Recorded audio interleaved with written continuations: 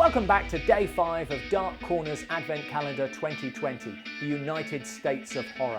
Today we're in Kansas and Louisiana to look at posters for a pair of unlikely superheroes.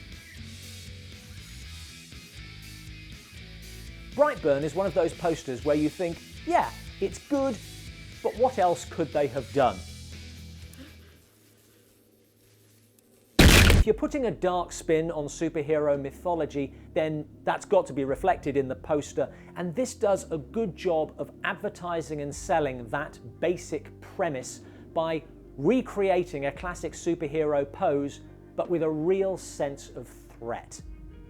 What's interesting about this is that superhero movies are generally getting darker, and if this was the basis of the next Superman poster, you wouldn't be all that surprised. Even taking all that into account, I think the Brightburn poster has a subtle menace all of its own.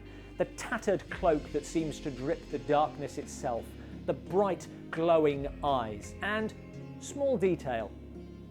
Brandon's legs are in a classic Superman pose, but his arms are held differently, almost like a zombie. There's something about his posture that says, this is not a nice man.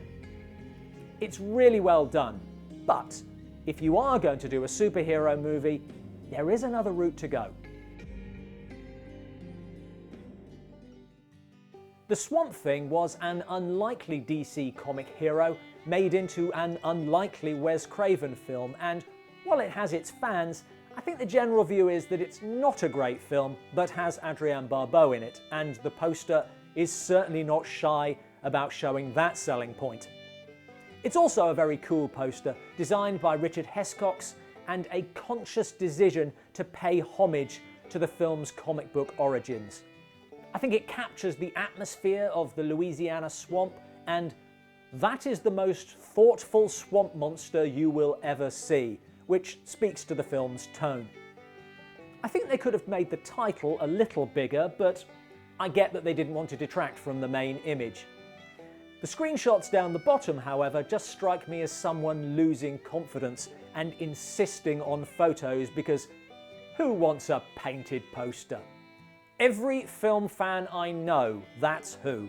And yeah, I do kind of wish that Brightburn had gone more this route.